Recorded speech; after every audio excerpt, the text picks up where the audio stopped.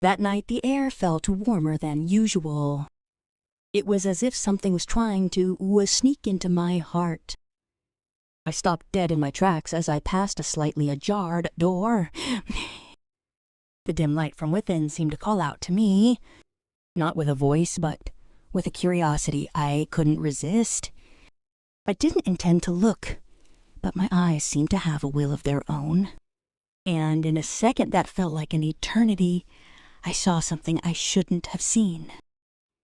My mother-in-law was alone in her room, holding her own hand. And my name is Bai.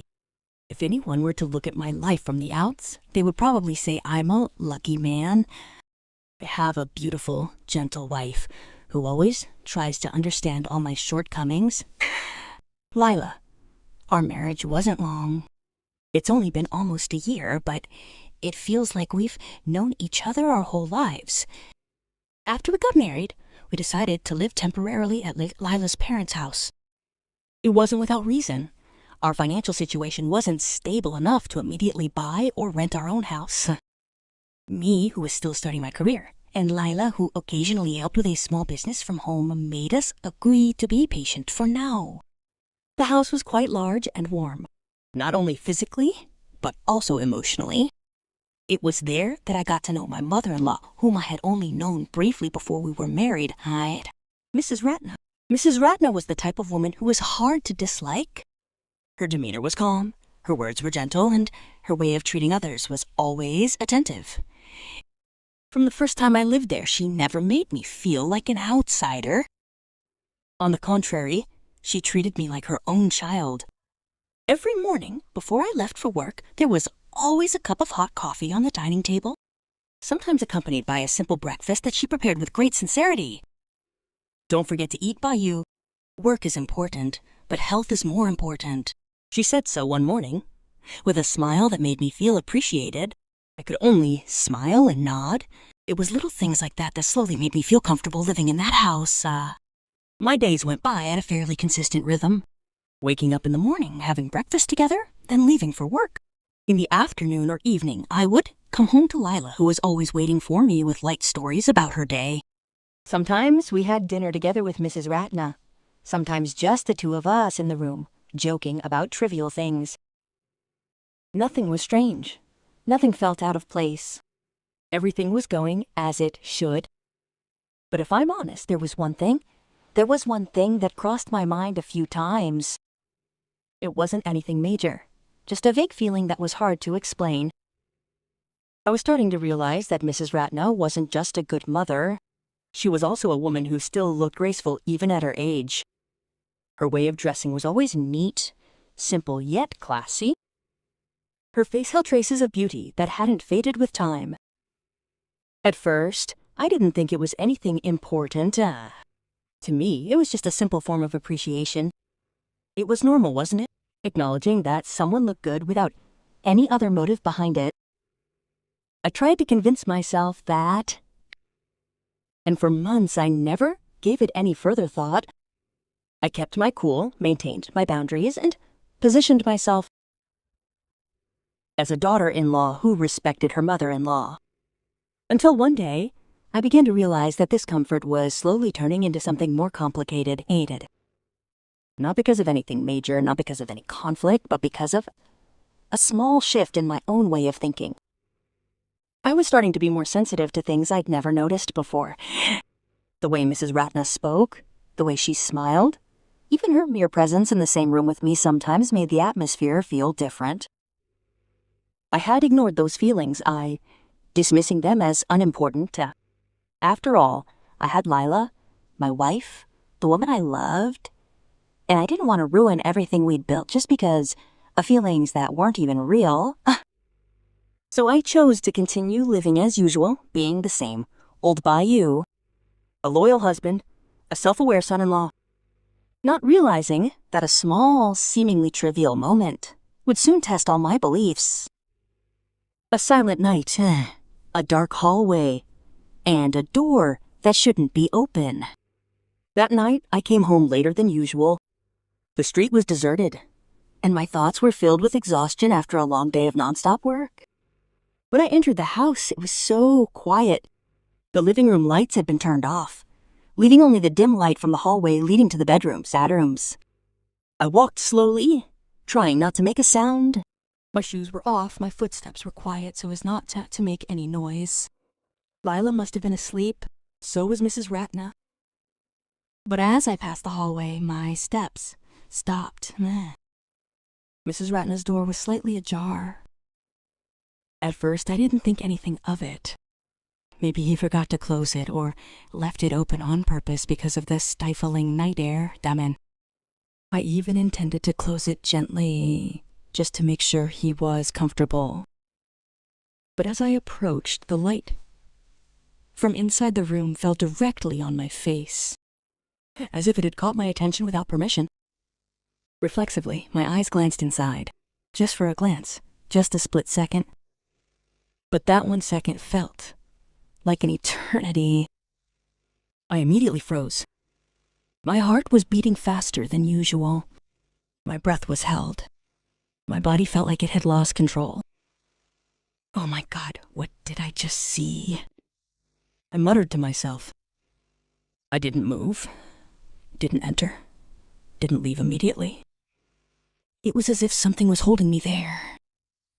Not out of desire, but because of the shock that was too deep.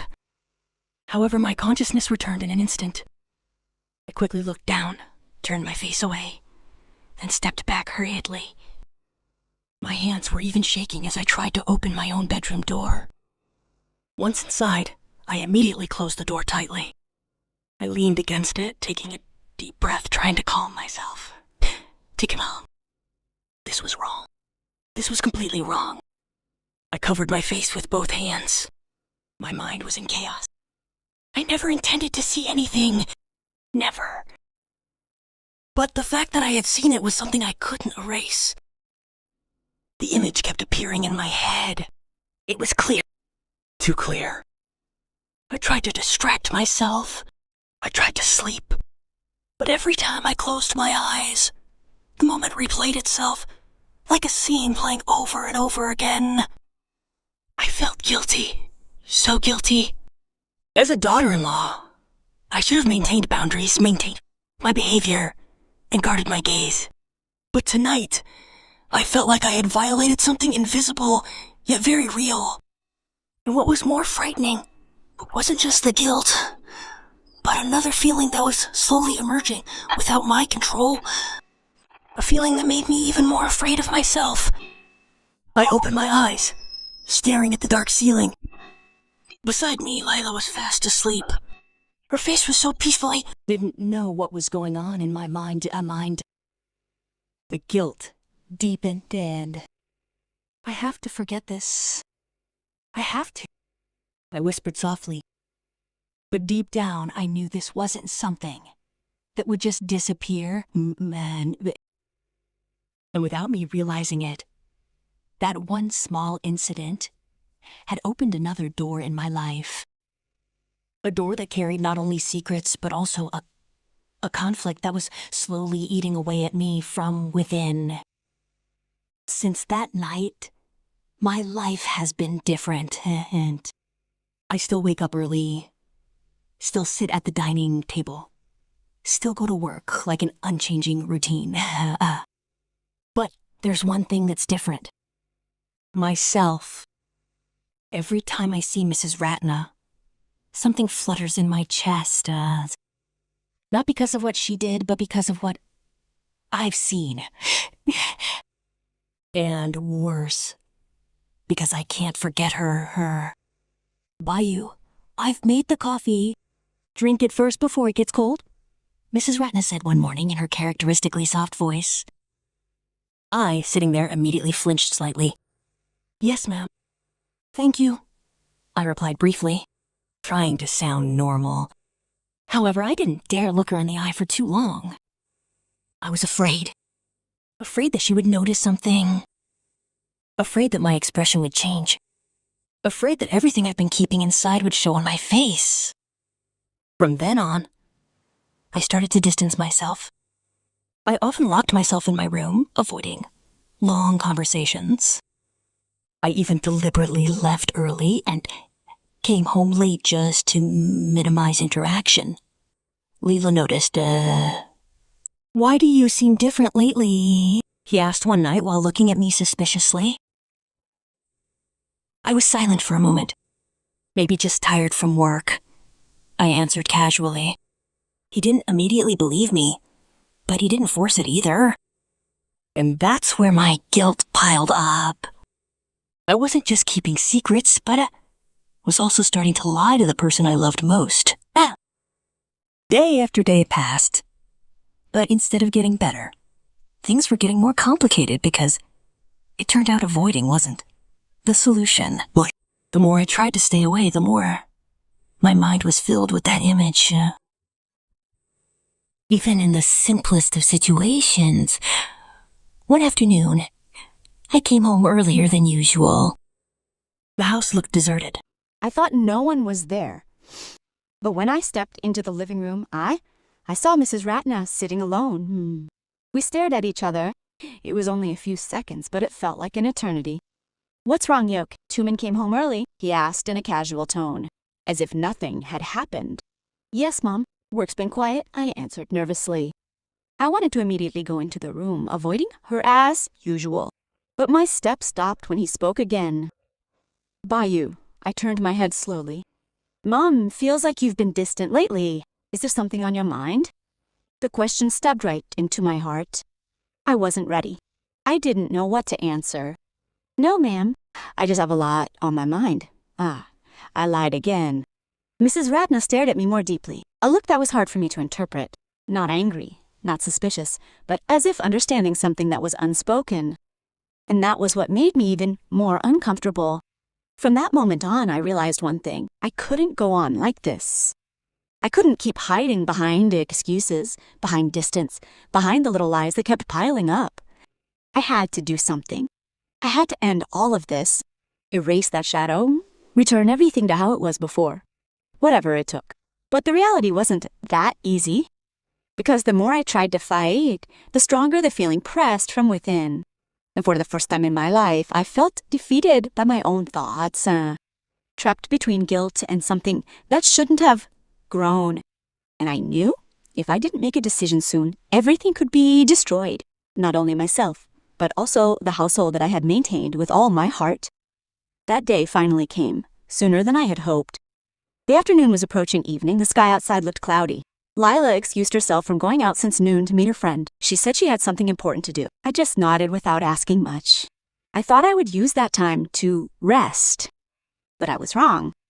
The house that usually felt warm suddenly became too quiet.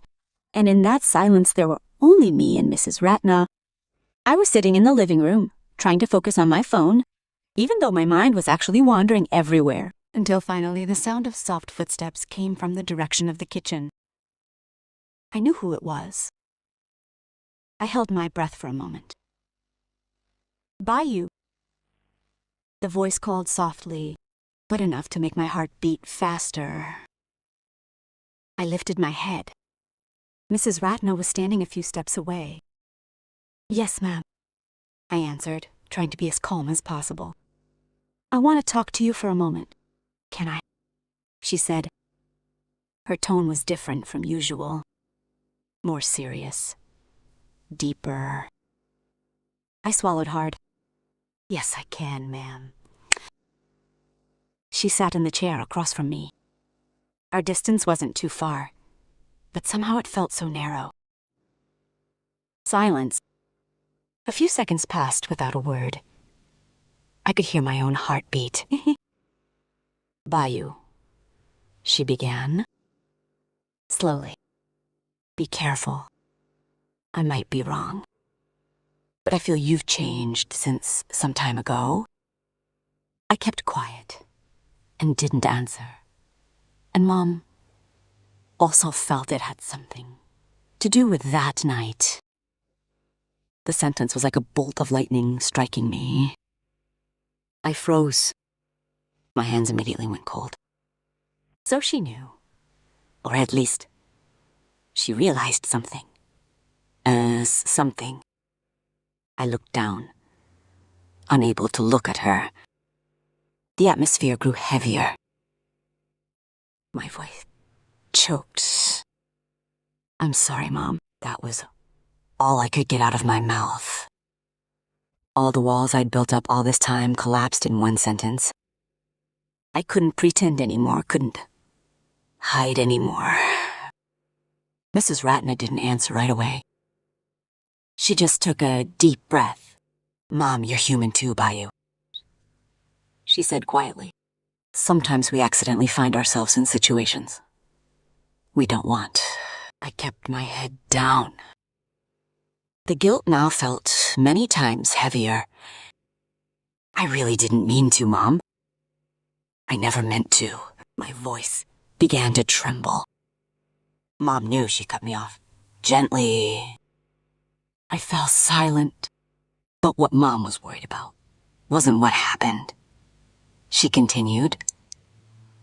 But what you felt afterward. I immediately lifted my head. Startled. Mrs. Ratner's gaze was calm, but deep, as if it penetrated everything I'd been trying to hide. I couldn't avoid it again. At that point, I realized I was truly at the end. All attempts to avoid it had failed. All attempts to forget it had failed. And now I had only one last choice. The most difficult choice. I had to be completely honest, or I would continue to be trapped in this feeling until it finally broke the scale. I took a deep breath. My hands clenched. Mom, I said softly, in a voice that was almost inaudible. I was afraid of myself. The words finally came out. And from that moment on, there was no going back to the way it was before. The room felt even narrower. The air seemed to stop moving. After those words left my mouth, I felt like I had lost my grip. I didn't know how Mrs. Ratner would respond. Angry, disappointed, or hate me. I lowered my head, not daring to look at her face. Several seconds passed, feeling like hours, until finally, the soft voice came back. Afraid because of Bayou. I bit my lip. The question was simple, but the answer felt so heavy. I'm afraid, because I can't control my thoughts, Mom. I said, honestly. My voice trembled. I hate this feeling, but I also can't lie that it's there. My tears began to well up, even though I held back as hard as I could. I knew this was wrong. I knew this shouldn't be happening, and that's what made me even more scared. I continued. Mrs. Ratner fell silent. I dared to lift my face slightly. She didn't look angry, nor disappointed like I'd imagined. Instead, there was a calm there. A calm that made me feel even smaller. Bayou? She said quietly. What you feel isn't something you planned. But what determines who you are is how you react to it. I stared at her, trying to digest every word. I don't see as wrong, she continued, but I'll be very sad if you choose to let those feelings control you. And the sentence felt like a slap to me, but in a way that made me look down. Again. This time it wasn't out of fear. It was because I was touched. I don't want to, Mom. I don't want to be that kind of person. I said quickly, I love Lila. I don't want to hurt her. Especially not Mom. My voice broke. For the first time since all this began, I was completely honest, not just with others, but with myself. Mrs. Ratner nodded slowly. Then you already know what you have to do, she said. I fell silent, And in that silence, I finally found the answer. I had to stop running. I had to stop suppressing everything alone. I had to get myself back to where I belonged. That night, I spent a long time in my room, staring at Leela's sleeping face. The face that had always been there for me, but that I had almost betrayed with my own thoughts. Slowly, I held her hand. "Sorry," I whispered softly. Not because I had done something, but because I had almost stepped in the wrong direction. Since that night, I began to change. Not distance myself, but improve. I tried to open myself again, spend more time with Lila, be more honest with my own feelings, and most importantly, maintain boundaries more consciously, me. I no longer avoided Mrs. Ratna excessively, but I also didn't let my thoughts run wild. I learned to control myself. Day by day, it slowly felt lighter. The feeling didn't disappear immediately, but it no longer dominated me. And for the first time since the incident, I felt like I was myself again. But it turns out that being myself after everything that happened wasn't the end of the journey, but the beginning of a new understanding. The days that followed were calmer, but not without shadows of the past. There were small moments that still reminded me of that incident. The quiet hallway, the dim light, or even just footsteps at night. Shia. The difference this time was that I wasn't running anymore. I faced it with the realization that anyone can slip, even accidentally, but that doesn't mean they have to keep falling in the same place. My relationship with Lila slowly deepened. I began to be more open, more present, and more appreciative of every little thing I'd previously taken for granted. Her laughter, her attention, even the way she asked simple questions. Everything now felt so much more meaningful. One night, as we sat alone in our room, Lila stared at me for a long moment. "We're different now, aren't we?" she said quietly. I paused. "Different in what way?" I asked. "Warmer, more present," she replied with a small smile. It was a simple sentence, but enough to make my chest feel tight. Because I knew that change was born from a mistake that almost ruined everything. I smiled and took her hand. "Maybe I just realized what's truly important," I replied. "He doesn't know the real story, and maybe he doesn't need to know everything. Not to hide a lie, but to protect a heart that doesn't need to be hurt by something that's already over." Meanwhile, my relationship with Mrs. Ratna also changed. Not to become awkward, but more mature. We never discussed the incident again. Not with words, but with attitudes. There were boundaries that now felt clearer. There was a distance maintained consciously, not forced. And strangely, that's precisely where the respect grew stronger. One morning, as usual, I sat at the dining table. A cup of hot coffee was ready. "Drink it first, Bayu. It'll get cold," Mrs. Ratna said in the same tone as before. I stared at the cup for a moment and then smiled. "Yes, ma'am. Thank you." Simple. But this time, without burden, without haunting guilt. Only gratitude that I didn't lose everything.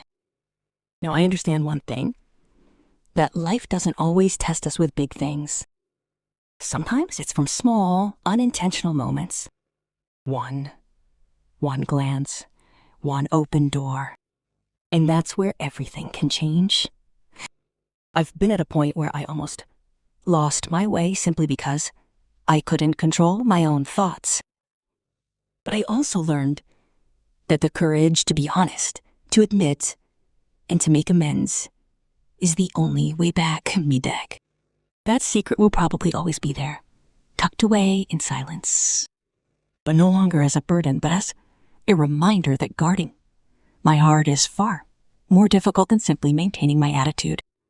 And from that day on, I vowed never again to let one small moment destroy the life I'd worked so hard to build.